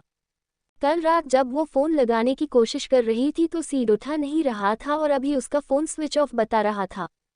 ये आदमी इतना लापरवाह क्यों है। अपने फ़ोन की तरफ देखते हुए मीरा गुस्से में बोली और उसे टेबल पर पटक दी। करीब आधे घंटे बाद सीड मीरा के ऑफिस में था। कुछ देर ऑफिस को बाहर से घूरने के बाद वो अंदर की ओर बढ़ा। सीड जैसे ही अंदर आया सलोनी उसको देख थोड़ा जोर से बोली और उसकी तरफ बढ़ी। उसके इतना बोलते ही सब उसकी तरफ देखने लगे। उसके सारे दोस्त उसके सामने जाके उसके 2 दिन से वो कहा था उसके बारे में पूछने लगे। अभी उसके साथ सलोनी, कृति, पूर्वी के साथ साथ लिजा भी थी। मीरा अपने केबिन में काम कर रही थी तभी उसको बाहर से कुछ लोगों की हल्ला करने की आवाज़ आई। तुम पिछले 2 दिन से कहाँ थे और तुमने मेरे फ़ोन कॉल्स का जवाब भी नहीं दिया। कृति गुस्सा दिखाते हुए सीड से बोली। उसके इतना बोलते ही बाकी लोग भी उससे क्वेश्चंस करने लगी। वो मेरा फ़ोन खराब हो गया था, मैं बस अपने आश्रम के बच्चों से मिलने चला गया था। सीड सभी की ओर देखते हुए बोला और जाके अपने डेस्क पर बैठ गया। अभी उसको जाने दो, हम बाद में बात करेंगे। मीरा मैम भी आ गई है। सीड की डेस्क पर बैठते ही उसके बाकी दोस्त उसके पास जाने लगे। ये देख सलोनी उनको रोकते हुए उनसे बोली। ये सुन सब अपने अपने डेस्क की तरफ बढ़ गए। सीड ने पीछे मुड़ के देखा तो उससे पूर्वी अभी भी उसके पीछे खड़ी उसकी तरफ घूरते मिली। पूर्वी ने उसके आने के बावजूद भी उससे कुछ क्वेश्चंस नहीं पूछी थी। उसको ऐसे घूरते देख सीड वापस मुड़ के अपने काम करने का दिखवा करने लगा। तुम हमसे क्या छुपाने की कोशिश कर रहे हो, इसका पता तो मैं लगा कर ही रहूंगी। पूर्वी सीड की ओर देखते बोली और जाके अपने डेस्क पर बैठ गई। अभी जो कुछ भी हुआ वो मीरा अपने केबिन से देख रही थी। उसके चेहरे पर गुस्सा था। मेरे केबिन में सीड को भेजो। मीरा फ़ोन लगाते ही कुमार ऑर्डर देने वाले लहजे में बोली। आपको मीरा ने केबिन में बुलाया है, कुमार सीड के डेस्क के पास जाकर बोला। हम सीड इतना बोल वहां से उठ मीरा के कमरे की ओर निकल गया। वहीं बैठे सीड के फ्रेंड्स ये देख एक दूसरे को इशारा करने लगे। अभी सीड मीरा के केबिन में उसके सामने बैठा था। दोनों एक दूसरे को देख रहे थे पर कुछ बोल नहीं रहे थे। हमने पहले ही डिसाइड किया था कि हम डैड के घर रहेंगे, तो फिर कल तुम बिना बताए कहाँ चले गए थे। कुछ देर शांत रहने के बाद मीरा सीड की ओर देखते हुए बोली। कहीं नहीं, बस अपने वकील के पास गया था। हम कल अपने डिवोर्स का केस फाइल कर देंगे, मेरी बात हो गई है वकील से।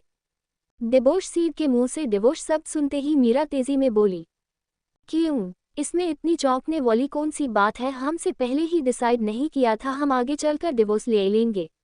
और अब तो अंकल भी नहीं रहे। तो फिर सीड अपने चेहरे पर फीकी मुस्कान लाते हुए बोला। ये सुनते ही मीरा शांत हो गई। वो अब सीड के साथ डिवोर्स लेने के बारे में सोच भी नहीं रही थी, वो तो अब अपने रिश्ते को एक चांस देना चाहती थी। मीरा शांत थी। ये देख सीड उठा और टेबल के सामने झुकते हुए बोला, ठीक है फिर मैं बात करता हूँ। इतना बोल वो जाने लगा। नहीं रुको, क्या हम साथ नहीं रह सकते? सीड को जाते देख मीरा पीछे से बोली। एपिसोड 48 तुम सच में मेरे साथ रहना चाहती हूँ? सीड मीरा को ऐसे शांत देख उठता है और उसके टेबल के थोड़ा करीब आके बोलता है, ठीक है फिर मैं अपने वकील से बात कर लेता हूँ। अपने डिवोर्स को लेकर हम कल ही अपना केस दर्ज करेंगे। इतना बोल सीड उठाता है और बाहर के लिए मुड़ जाता है। मीरा को समझ नहीं आ रहा था वो ऐसा क्यों करना चाहिए है, पर उसको अब ये डिवोर्स नहीं लेना था। पिछले कुछ दिनों से सीड का उसके लिए इतने अच्छे व्यवहार देख वो कहीं ना कहीं अपने पिता के द्वारा सीड को चुनने का फैसला सही मानने लगी थी। नहीं रुको, क्या हम साथ नहीं रह सकते? सीड को ऐसे अपने केबिन से जाते देख मीरा पीछे से थोड़ा जल्दीबाजी में बोली। सीड जिसके मन में अब कोई आश नहीं बचा था, अचानक से उसके चेहरे पर चमक आ गई मीरा की बातें सुनकर। क्या हम साथ नहीं रह सकते? मतलब क्या तुम मेरे और खुद के बारे में बात कर रही हो? सीड वापस से मुड़ा और मीरा की ओर देखते हुए गंभीर आवाज में बोला, हाँ तुमने सही सुना, मैं हमारे बारे में ही बात कर रही हूँ। क्या हम साथ नहीं रह सकते? मीरा सीड की ओर देखते हुए थोड़ा हड़बड़ाते हुए बोली, तुम सच में मेरे साथ रहना चाहती हो? वैसे ऐसा क्यों? सीड भी जानना चाहता था कि जो लकड़ी उससे भागने की बहाने करती रहती थी वो भला आज खुद उसके साथ रहने के लिए कैसे तैयार हो गई। मैंने बस डैड के फैसले को एक्सेप्ट करने का डिसीजन लिया है। मीरा एक गहरी सांस लेकर बोली, ओह तो तुम अभी भी मेरे साथ सिर्फ अपने डैड के उस फैसले की वजह से रहना चाहती हो? डोंट वरी, हमारे डिवोर्स लेने से तुम्हारे कंपनी पर कोई फर्क नहीं पड़ेगा। मुझे लगता है हम दोनों को एक अच्छी लाइफ जीने का हक है, हमें मूव ऑन कर जाना चाहिए। नहीं ऐसा नहीं है। सीड के मुंह से ये सब सुनते ही मीरा टेबल पर झुकते हुए बोली, तो फिर कैसा है? मीरा को ऐसे बोलते देख सीड उसकी आंखों में झांकने की कोशिश करते हुए बोला। उसके इतना बोलते ही मीरा इधर उधर देखने लगी। मीरा को ऐसे करते देख सीड अंदर ही अंदर मुस्कुराने लगा। क्या तुम कुछ बोलोगी भी? सीड एक गहरी सांस लेके बोला, नहीं मैं अपने रिश्ते को एक चांस देना चाहती हूँ। मेरा मतलब है क्या हम फिर से नहीं शुरुआत नहीं कर सकते? मीरा के लिए ये पहली बार था जब वो किसी को कुछ बोलने में इतना टाइम ले रही थी। मुझे पता है मैंने बहुत सी गलतियां की है, पर क्या हम एक नई शुरुआत नहीं कर सकते? मीरा सीड की ओर बहुत उम्मीद भरी नजरों से देखते हुए धीरे से बोली। सीड को समझ नहीं आ रहा था वो इसका क्या जवाब दे। उसने कभी उम्मीद भी नहीं किया था कि मीरा कभी उससे ऐसा कुछ बोलेगी। क्या तुम सच में ऐसा करना चाहती हो? सीड अपनी खुशी को कंट्रोल कर मीरा की आंखों में देखते हुए गंभीर आवाज में बोला, हाँ अच्छा मतलब तुम मेरे साथ रहना चाहती हो, नई शुरुआत करना चाहती हो? ये कहते हुए सीड अपने चेयर से उठ मीरा की तरफ बढ़ने लगा। क्या तुम सच में मेरे साथ रहना चाहती हो? सीड मीरा के पास आ उसके चेयर को अपने तरफ मुड़ाते हुए बोला। मीरा पहले तो अपने आप को शांत दिखाने की कोशिश कर रही थी, पर बाद में सीड की ऐसी हरकतें देख वो थोड़ा हड़बड़ाने लगी। क्या तुम सच में मेरे साथ रहना चाहती हो? तो चलो हम वहां से शुरू करते हैं जहां से हमने खत्म किया था। सीड मीरा के कानों के करीब आ बोलता है। उसके इतना बोलते ही मीरा अपने चेयर से हड़बड़ाते हुए उठ जाती है। तुम कहना क्या चाहते हो? मीरा सीड से थोड़ा दूर हट के बोलती है। मतलब अब मुझे तुम्हें ये भी समझना होगा, हमारी शादी हो गई थी तो उससे बाद इतना बोल सीड मीरा के करीब जाने लगा। नहीं तुम ऐसा कुछ नहीं कर सकते। सीड को अपने तरफ आते देख मीरा उल्टे पांव पीछे जाते हुए बोली। मैं क्या नहीं कर सकता? सीड मीरा के पास जाते हुए बोला। मीरा अब दीवार से सट कर खड़ा हो गई थी, वहीं उससे कुछ दूरी पर सीड उसको ऐसे डरते देख अपनी हंसी कंट्रोल कर रहा था। क्या तुम्हें अभी भी लगता है तुम मेरे साथ रह सकती हो? सीड मीरा के पास जा उसके कानों में बोला। वो आज अपना सारा बदला निकालने की तैयारी में था। वहीं मीरा उसके लिए ये सब पहली बार था। हाँ वो सीड के साथ रहना चाहती थी क्योंकि उसे भी लगता था कि उसको किसी अपने की जरूरत है और सीड उसके डैड की पसंद था, तो इसलिए वो एक बार अपने इस रिश्ते को मौका देके देखना चाहती थी। तुम शायद भूल रहे हो ये मेरा ऑफिस है और मैं यहाँ की बॉस। मीरा को जब कुछ समझ नहीं आया तो वो अपने बॉस होने का फायदा उठाने लगी और सीड को खुद से थोड़ा दूर धकेलते हुए बोली, अच्छा पर अंकल के इस प्रॉपर्टी में मेरा भी कुछ हिस्सा हुआ ना? सीड मीरा की ओर देख मुस्कुराते हुए बोला। सीड के इतना बोलते ही मीरा उसको अजीब ढंग से घूरने लगी। उसको अभी अभी सीड ने जो कुछ भी बोला उसमें से कुछ समझ नहीं आया। क्या मैंने कुछ गलत कहा? मीरा को ऐसे चौंकते हुए अपने तरफ देखते देख सीड खुद को भी गंभीर दिखाते हुए बोला। हाँ बिल्कुल, मीरा लटपटाते हुए आवाज में बोली। उसके इतना बोलते ही सीड अपनी हंसी कंट्रोल ना कर सका और हंसने लगा। क्या तुम्हें अब तक मुझ पर विश्वास नहीं? सीड मीरा के फिर से करीब जाते हुए बोला। मुझे इस प्रॉपर्टी में से जो कुछ भी चाहिए वो सिर्फ तुम हो, वो भी अपनी मर्जी से। इतना बोल सीड मीरा के करीब जा उसके फोरहेड पर किसकर दूर हट जाता है। मीरा अभी भी अपनी आंखें बंद की हुई थी। तुम अपना टाइम ले सकती हो अपने इस फैसले के ऊपर सोचने के लिए। कैबिन के गेट खोलने से पहले सीड एक बार पीछे मुड़ के बोला और बाहर निकल गया। मीरा अभी भी वहीं खड़ी थी। अभी अभी जो कुछ भी हुआ उसके लिए बिल्कुल नया था। वो अपने चेयर पर बैठा भी के बारे में सोचने लगी। सीड कैबिन से मुस्कुराते हुए निकला। अभी उसके चेहरे पर जीत की खुशी दिख रही थी। उसको ऐसे हंसते देख कोई भी अंदाजा लगा सकता था कि आज उसकी मेहनत रंग लाई है। आखिर ऐसा क्या हुआ होगा इसके और मीरा मैम के बीच जो ये इतना खुशी खुशी बाहर निकला है। थोड़ी देर पहले तो टेंशन में था। वहीं अपने डेस्क पर बैठे पूर्वी का पूरा ध्यान मीरा के कैबिन की तरफ था जब से सीड कैबिन में गया था। सीड मीरा के कैबिन से निकल ऑफिस के कैंटीन की ओर बढ़ गया। कैंटीन में जाते ही सीड कैंटीन के कोन वाले शीट पर जाके बैठ गया। अगर तुम चाहते हो कि मैं तुम्हें कल वाली गलती के लिए माफ कर दूं तो तुम्हें मेरी एक हेल्प करनी होगी। दूसरे तरफ की आवाज सुने बिना सिद्धार्थ अपनी बात बोलता है बॉसी अंदाज में। Episode 49 dinner date. Siddharth office के कैंटीन में बैठे हुए अपने भाई को फोन लगता है। अगर तुम चाहते हो कि मैं तुम्हें कल वाली गलती के लिए माफ कर दूं तो तुम्हें मेरा कुछ काम करना होना। जी भाई, आप जो बोलो सो। अपने भाई की ऐसी आवाज सुनते ही प्रेम खुशी से बोला। अगर तुम्हारी भाभी हमारे की इस रिश्ते को एक चांस देना चाहे तो मुझे क्या करना चाहिए? सीड गंभीर आवाज में बोले। उसके पास और कोई था ही नहीं, इसलिए वो फिर से अपने भाई के पास चला आया मदद के लिए। जो नहीं होने वाला उसकी आप सपना ही क्यों देखते हो? भाई भाभी दूसरों लड़कियों की तरह नहीं जो आपके पीछे पीछे भागे, वो आपको घास नहीं डालेगी। भाई प्रेम बेचारा फिर से फ्लो में बोलता चला गया। अपने भाई के मुंह से ये सुनते हैं सीड गुस्से में फोन को कान से हटा घूरने लगा। अभी प्रेम उसके सामने होता तो वो क्या करता ये खुद सीड भी नहीं जानता था। प्रेम हमेशा की तरह इस बार भी गलती करने के बाद पछताने लगा। पहले तो वो जल्दी में अपने भाई को बोल दिया, पर जब उसे समझ आया कि वो फिर से गलती कर बैठा है तो वो शांत हो गया। भाई वो मैं ये कहना चाहता था कि प्रेम अपने लड़खड़ाते हुए आवाज में अभी इससे आगे कुछ बोल पाता तभी सीड उसको बीच में रोकते हुए बोला। जितना पूछा जाए सिर्फ उतना ही बोलो। अगर तुमने इस बार कुछ फालतू बोला फिर तुम देख लेना। अपने भाई की गुस्से भरी आवाज सुन प्रेम सतर्क हो गया। वो सोचने लगा कि अभी सीड ने क्या पूछा था उससे। फिर थोड़ी देर सोचने के बाद बोला, अगर भाभी ने आपको सच में एक मौका दिया है तो मुझे लगता है आपको बच्चे के बारे में सोचना चाहिए। प्रेम अपने भाई को समझाते हुए बोला। बच्चे? सीड प्रेम के बातों सुन चौंकते हुए बोला। हाँ भाई, अभी आप दोनों को एक बच्चे कर लेना चाहिए। कल हो के भाभी का मन बदला तो वो आपको अपने बच्चे की वजह से छोड़कर भी नहीं जाएगी। सीड अपने भाई की बातें सुन कंफ्यूज था। अभी तो उन दोनों ने सही से अपनी जिंदगी भी नहीं जिया और उसका भाई उसको बच्चे करने को बोल रहा है।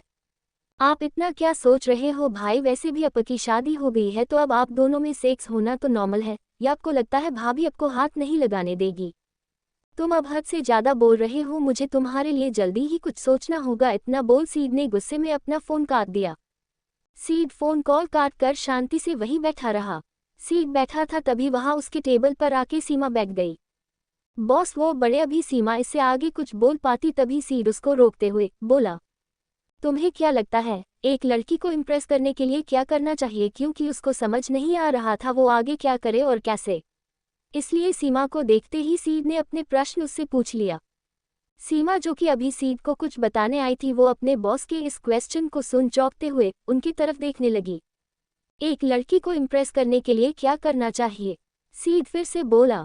सीमा को समझ नहीं आ रहा था कि उसके बॉस भला उससे ऐसा क्यों पूछ रहे हैं। फिर भी वो सीड को अपने तरफ ऐसे घूरते देख बोली। बॉस वो आप उसे शॉपिंग पर, मूवी डेट पर या फिर आप उसे डिनर डेट पर भी ले जा सकते हैं। सीमा के मन में उस वक्त जो आया वो सब वो सीड से बोल दी। सीमा का जवाब सुन सीड उसके तरफ देखते हुए कुछ सोचने लगा। बॉस वो बड़े भैया आपसे बात करना चाहते हैं। सीड को शांत देख सीमा बोली। बड़े भैया विक्रम हमेशा अपने घर से दूर रहता है, इसलिए उसके और उसके भाइयों के बीच उतना बात नहीं होता जितना प्रेम और सीड में होता है। वो कभी इम्पोर्टेंट बातों के लिए ही फ़ोन किया करता था। जी बॉस, विक्रम सर आपसे बात करना चाहते हैं, इतना बोल सीमा उठी और वहां से चली गई। सीड वही टेबल पर बैठे बैठे सोच रहा था कि वो क्या करे। कैबिन में मीरा अपने काम कर रही थी, तभी वहां संध्या अंदर आई। ये फाइल्स ले जो तूने मुझसे मांगी थी, इतना बोल संध्या मीरा के सामने 2 फाइल्स पटक देती है। मीरा ऊपर वाले फाइल उठा उस चेक करने लगती है, वही संध्या भी उसी कैबिन में बैठकर काम करने लगती है। ये हो गया, कुमार को बोलो उस कंपनी के मैनेजर से बात करके एक मीटिंग सेट करे। कुछ देर बाद फाइल को बंद करते हुए मीरा संध्या की ओर देते हुए बोली। तभी मीरा का फोन बजा। फोन की आवाज़ सुन मीरा ने जब चेक किया तो ये मैसेज हब्बी नाम से आया था। हब्बी इतना बोल मीरा मैसेज खोलकर देखती है। 7 में दिन। मीरा फोन को पकड़े हुए बोली। संध्या जो कि वही बैठी थी, उसने अभी मीरा ने जो भी कुछ कहा वो सब उसने सुना। क्या तुम आज सीड के साथ डिनर डेट पर जा रही हो? संध्या एक्साइटेड होकर मीरा के पास आई और फोन उठा, उसने का मैसेज पढ़ने लगी। ये क्या बदतमीजी है, फोन दो मेरा। मीरा संध्या को फोन लेके उससे दूर जाते देख बोली। हेलो, ये कंफर्म करने के बाद कि मैसेज सीड का ही है और वो आज मीरा के साथ खाने पर जाना चाहता है। संध्या ने मीरा को उसका फोन पकड़ा दिया। क्या तुम सच में आज सीड के साथ डिनर पर जाने वाली हो? संध्या मीरा के सामने बैठते हुए पूछी। हम देखते हैं, अगर मेरा कोई काम नहीं हुआ तो शायद। मीरा कुछ देर सोचने के बाद एक गहरी सांस लेते हुए बोली। अरे यार, मीटिंग तो होते रहेगा पर ये मौका दोबारा नहीं मिलेगा। वैसे तुम कहाँ जा रहे हो? क्या कोई 5 स्टार होटल में या 7 स्टार होटल में? अभी संध्या मीरा से ज़्यादा एक्साइटेड थी मीरा और सीड के डिनर डेट के लिए। मुझे क्या पता, प्लान उसका है, वो जाने। वैसे भी मैंने तुझे पहले ही बता चुकी हूँ। अभी मुझे चेक करना होगा आज शाम मैं फ्री हूँ कि नहीं। अपने दोस्त की इस बात को सुन संध्या चौंकते हुए उसकी तरफ देखने लगी। एक तरफ जहां मीरा अपने रिश्ते को चांस देना चाहती थी, सीड के लिए परेशान रहती थी, वहीं दूसरे तरफ उसको सीड और उसके डिनर डेट के लिए कोई खुशी नहीं। संध्या चेयर पर बैठ यही सब सोच रही थी। अच्छा, अगर मान ले मैं गई तो मुझे क्या पहनना चाहिए? मीरा फाइल में काम करते हुए ही बोली। अरे हाँ, तेरे पास तो कोई ढंग का ड्रेस भी नहीं, तू क्या पहनेगी? संध्या भी अपने सिर पर हाथ रख कुछ सोचने लगी। वहीं मीरा जो फाइल में बस कुछ काम करने का दिखवा कर रही थी, वो अपने दोस्त की इस जवाब पर उसकी तरफ देखने लगी। उसे उम्मीद था कि संध्या जरूर कोई अच्छा आइडिया देगी, पर नहीं, यहाँ तो संध्या भी सिर पर हाथ रख कर बैठ गई। एपिसोड 50। कुमार को पता चला सिद्धार्थ ठाकुर का सच। ऐसा नहीं था कि मीरा को सीड के साथ डेट पर जाने में कोई इंटरेस्ट नहीं था या वो जाना नहीं चाहती थी। बस इतना था कि उसके लिए ये सब काफ़ी नया था, इसलिए वो समझ नहीं पा रही थी कि उसे अब करना क्या चाहिए। ड्रेस को लेके मीरा खुद भी कंफ्यूज थी, इसलिए वो संध्या से नॉर्मल तरीके से पूछी ताकि संध्या कुछ आइडिया दे सके, पर ऐसा कुछ हुआ नहीं। डर संध्या तो खुद अपने सिर पर हाथ रख कर बैठ गई। मैं क्या सोचती हूँ, नहीं रहने दे। ऐसे ही सोचते हुए संध्या अचानक उठी और बोली, पर फिर चुप हो गई। नहीं, क्या बोलना है? बोलो। मीरा संध्या की और एक उम्मीद से पूछी, पर बदले में संध्या ने ना बोलकर मीरा का फिर से दिल तोड़ दिया। संध्या और मीरा दोनों चुपचाप बैठे थे। दोनों को ही समझ नहीं आ रहा था कि उनको अब क्या करना चाहिए। मैं क्या बोल रही, नहीं रहने दे, तू गुस्सा करेगी। संध्या एक बार फिर उठी और मीरा की ओर उत्साह दिखाते हुए बोली, फिर चुप हो गई। तू जाके अपना काम कर, तू सही टाइम पर कुछ अच्छा सोच ही नहीं सकती। मैं भी किस बेवकूफ से उम्मीद लगा कर बैठी हूँ। संध्या को ऐसे मजाक करते देख मीरा का दिमाग खराब हो गया था, इसलिए वो उसकी तरफ गुस्से में देखते हुए बोली। तू ऐसे क्यों बोल रही है? मैं तो बस इसलिए नहीं बोल रही ताकि तू कहीं गुस्सा ना हो जाए। देख, तू गुस्सा हो ही गई आखिरकार। मीरा संध्या के इस बात को ना सुनने का ड्रामा करते हुए अपने फाइल देखने लगी, क्योंकि संध्या उसको आइडिया ना देके बस उसका दिमाग खा रही थी। वैसे अगर तू चाहे तो हम अभी से शॉपिंग करने जा सकते हैं, अभी भी बहुत टाइम बाकी है। डिनर पर तो रात को जाना है, अभी उसमें बहुत टाइम है। पर तू फ्री भी तो नहीं है ना, तो इसलिए जाने दे, कुछ और सोचते हैं। नहीं, चलते हैं। संध्या के बोलने की तुरंत बाद मीरा बिना टाइम लिए बोली। ये देख संध्या मुस्कुराने लगी।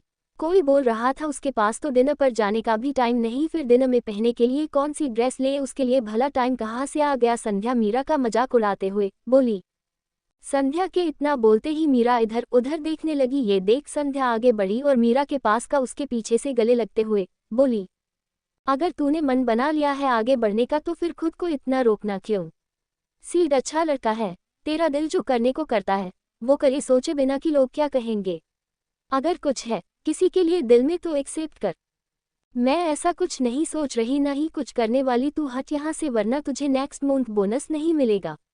मीरा संध्या को डांटते हुए बोली। मीरा का इतना बोलते ही था कि संध्या उससे दूर हो गई, क्योंकि बोनस की बात थी। भाई तेरा कुछ नहीं हो सकता, मैं तेरा भला कर रही थी और तू मेरा बुरा करने लगी। संध्या ड्रामा करते हुए इतना बोली और जाके सामने वाली कुर्सी पर बैठी गई कि तभी केबिन में कुमार आया। हमारी आज की कोई मीटिंग है क्या? शाम की। मीरा फाइल को देखते हुए कुमार से बोली, जो अभी अभी उसके कैबिन में आया था। हाँ, आज तो तुम बिल्कुल भी फ्री नहीं, हमें तो आज रात ही निकलना होगा ताकि हम का की मीटिंग अटेंड कर सके। इतना बोल कुमार संध्या के साइड वाले चेयर पर बैठ गया। कुमार के इतना बोलते ही मीरा उन दोनों से दूर खिड़की के पास जाकर खड़ी हो गई और कुछ सोचने लगी। वहीं उसको ऐसा करते देख संध्या और कुमार अपनी हंसी कंट्रोल कर रहे थे। लगता है तुम 1000 रुपया हारने वाले हो, संध्या कुमार की ओर आंख मारते हुए बोली। कभी नहीं, मैं तुमसे ज्यादा जानता हूँ मीरा को। उसके लिए वक्त पहले, रिश्ते बाद में, और इस बात के लिए तो मैं 1000 क्या 1 लाख की भी शर्त लगा सकता हूँ। मीरा का कोई मीटिंग नहीं था आज, ये तो संध्या और कुमार का गेम था जिसके वजह से वो मीरा को तंग कर रहे थे और इसी में उन्होंने 1000 रुपये का शर्त भी लगा लिया था ज्यादा मजेदार करने के लिए। वो मीटिंग कैंसिल कर दो, आज मुझे कहीं और जाना है किसी जरूरी काम से। मीरा अपने चेयर पर बैठते हुए बोली। नहीं, तुम ऐसे कैसे कर सकती हो? वो क्लाइंट हमारे लिए बहुत इम्पोर्टेंट है, हमें चलना चाहिए। और ऐसा कौन सा इम्पोर्टेंट काम है? कुमार की इज्जत दांव पर लगा था, वो संध्या से हारना नहीं चाहता था, इसलिए वो फिर से कोशिश करते हुए बोला। ये फाइल मैंने देख लिया है, तुम मीटिंग फिक्स्ड कर दो। इतना बोल मीरा अपने काम में लग गई। कुमार टेबल से फाइल उठा कैबिन से निकल गया। उसको पैसे हारने से ज्यादा दुख संध्या से हारने का था, पर वो कहीं ना कहीं मीरा के लिए खुश था क्योंकि उसकी दोस्त ने आज पहली बार अपने काम के आगे रिश्ते को हिम्मत दी है। तू सच में चल रही है ना? कुमार के जाते ही संध्या मीरा की ओर देखते हुए उत्साह से बोली। निकलते ही मीरा अपना फोन उठाते हुए बोली और आगे बढ़ गई। ये नहीं सुधरेगी, प्यार है पर इकरार नहीं। इतना बोल वो मीरा के पीछा करने लगी। सीड अभी कैंटीन में था, वो गुस्से से अपने फोन की तरफ घुरे जा रहा था क्योंकि अभी जो उसके बड़े भाई ने उसे करने के लिए कहा था वो उसको करने का जरा सा भी इच्छा नहीं कर रहा था, पर उसकी मजबूरी थी कि उसको वो करना ही होगा। अभी उसके बड़े भाई विक्रम का फोन था जिसके हिसाब से उसको कल अपने भाभी को लेके डॉक्टर के पास जाना था मंथली चेकअप के लिए, क्योंकि वो अब तक अपने जिद पर अड़ी थी कि वो इस बार सीड के साथ ही जाएगी। ये सोच कर ही उसका दिमाग खराब हो रहा था कि कल वो क्या और कैसे संभालेगा। अगर वो भाभी को सच बताता है कि उसकी और मीरा की शादी हो गई है तो वो मीरा से मिलने के लिए रोज आ जाएगी नया नया बहाना बनाकर, और अगर वो उनको सच नहीं बताता तो उसे अपनी भाभी के नए ड्रामे को सहना होगा जो वो कल से करने वाली है। तभी उसको बाहर की गेट से मीरा जाते हुए दिखी, उसके पीछे पीछे संध्या भी थी। संध्या जाते हुए सीट की तरफ देख थम अप का इशारा कर रही थी। ये देख सीड अपना फोन निकाल उसको फोन करने लगा ताकि वो ये पर जान सके कि वो दोनों इतने जल्दी में कहाँ जा रहे हैं, पर संध्या ने ना तो फोन कॉल्स का जवाब दी ना ही मैसेज का। वहीं कुमार अपने कैबिन में बैठकर मीरा का फाइल लिए उस कंपनी के मैनेजर से बात कर रहा था। बात करने के बाद कुमार जैसे ही फाइल लॉकर में रखने वाला था वो अपने हाथ में एक दूसरी फाइल देख सोच में पड़ गया। ये कौन सी फाइल है? लगता है मीरा ने दिया होगा चेक करने के लिए, देखता हूँ। इतना बोल कुमार फाइल खोल पढ़ने लगता है। अभी कुमार के हाथों में वही फाइल था जो शशि जी सीट के लिए छोड़ कर गए थे। जैसे जैसे कुमार आगे बढ़ रहा था वैसे वैसे उसकी आंखें फैलते जा रही थी। इतना बड़ा धोखा! इस हिसाब से कुमार वीरेंद्र ठाकुर का बेटा है और प्रेम ठाकुर का भाई वो ठाकुर फैमिली का नाजायज औलाद है। इतना बोल कुमार अपने चेयर पर बैठ गया। आज मीरा यहाँ पर है, कहीं इसके पीछे भी तो सिद्धार्थ ठाकुर का हाथ तो नहीं? ये बोलते ही कुमार को अब तक जो हुआ वो सब याद आने लगा। वे लोग इंडिया भी इसी वजह से आए थे क्योंकि बहुत बार कोशिश करने के बाद भी जो प्रोजेक्ट मीरा के कंपनी को अब तक नहीं मिला था वो इस बार अपने आप मिल गया बिना कोई ज़्यादा मेहनत किए हुए। ऊपर से उस प्रोजेक्ट को प्रेजेंटेशन तैयार करने वाला भी सीड ही था। मीरा को इंडिया भी रुकना पड़ा, उसकी भी वजह वो प्रोजेक्ट ही था जो ठाकुर ग्रुप से उनको मिला था। ये सब कुछ मेरे आंखों के सामने चलता रहा, फिर भी मुझे कुछ समझ क्यों नहीं आया। और अब तो मीरा की प्रॉपर्टी भी आधी उसके नाम पर है। अब तो वो मीरा को और भी ज़्यादा ब्लैकमेल कर सकता है। नहीं, मुझे जल्दी से जल्दी कुछ करना होगा, कहीं इसने ये प्रॉपर्टी भी अंकल से ज़बरदस्ती तो अपने नाम नहीं करवाया ना। ये बोल कुमार सिग्नेचर चेक करने लगा। नहीं, ये सिग्नेचर तो अंकल का ही है, मुझे जल्दी ही मीरा को बताना होगा। इतना बोल कुमार अपना फ़ोन निकाल मीरा को फ़ोन लगाने लगा, पर दूसरी तरफ से मीरा कोई जवाब नहीं दे रही थी क्योंकि वो अभी शॉपिंग के लिए मॉल में थी। उसके सामने कपड़ों का खदान पड़ा हुआ था और उसका फ़ोन कार में। मैं मीरा के साथ कुछ गलत नहीं होने दूंगा। इतना बोल कुमार अपना फ़ोन और कार की चाबी उठा तेज़ी से अपने केबिन से निकल गया।